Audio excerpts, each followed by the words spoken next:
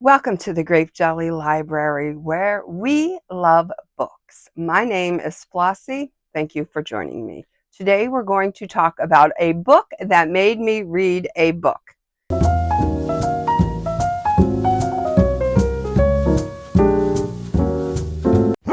Don't you just love when that happens, when a book is so gripping, it propels you right into the next read? I am a huge fan of that. 2 books, 2 days, 2 fascinating stories. The first book that I read is The Many Lives of Mama Love by Laura Love Hardin. This is her memoir in Lying, Writing, Stealing, Healing. It's a wonderful story. It's a 5-star read. Laura had a knack for fitting in with any crowd. It didn't matter what kind of crowd or social status you acquired, Laura could fit in. Laura got along with everybody. Laura was studious, Laura was bookish, and Laura had a natural ability to write. Laura also developed a dependency on pain pills. She went from 3 pills per day to 60 pills per day. She had the husband, the house, the family, but her addiction to painkillers kind of destroyed that marriage. It didn't destroy the friendship, though. She had a good, relationship with her ex-husband and his new wife for the sake of the children, making sure that the children were safe and being brought up as best they could be. And because Laura wasn't always in the best position to do that, the children were residing with the father. So eventually, Laura finds a new husband and they have a baby together.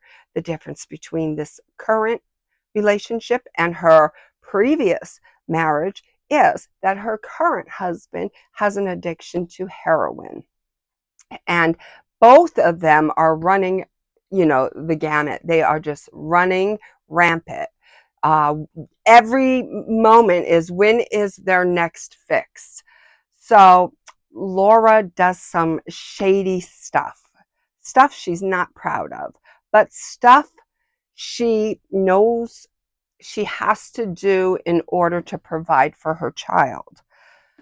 So the book takes us through that experience. It takes us through her year-long journey of prison, how, because her husband came from money and she does not even have a working relationship established with her mother nor her father, so she's pretty much on her own. She's in jail, wanting to see her children, not being able to, and thinking, my husband's in a jail and I'm in a jail, so I'm just going to have to be like him and be strong. And she had no idea that her husband's mother bailed him out. So he's back out on the streets doing what he does while she's still behind bars.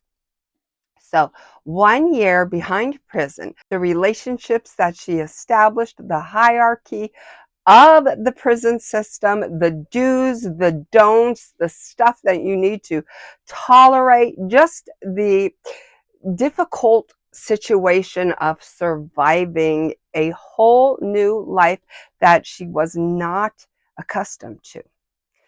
So she did what she had to do, and she prayed that one day she would get out. So this is her story, and it's a wonderful story. It's a gripping tale. It's a 5-star read for sure.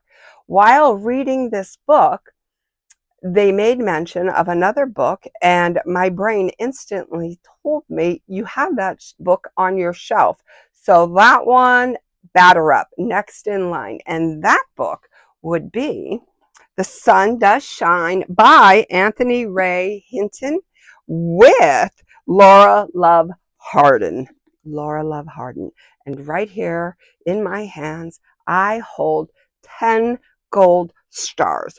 Both of these books are 5-star reads. This is the story of Ray, who was no better than anyone else and no worse than anyone else.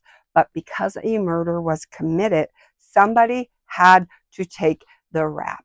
And even though Ray was far away from the scene of the crime, and he did have witnesses that saw him away from the scene of the crime, he still was sent away to prison, where he spent 30 years of his life.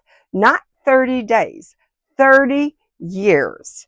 He takes us through his belief in God, how he began to disbelieve in God, and then how he found his faith again, how he refused to speak in prison, and then how one day he discovered he could use his voice for the betterment of the other prisoners there.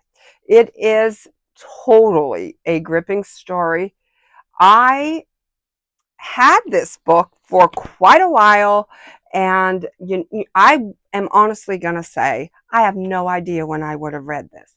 But because I read this, I felt the need to read this. I wanted to read this.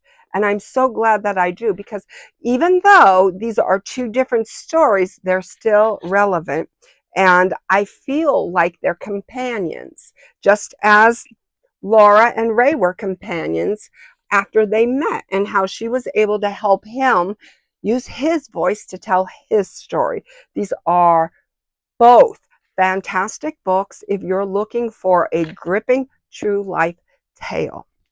Until we meet again, whatever you're doing, have a happy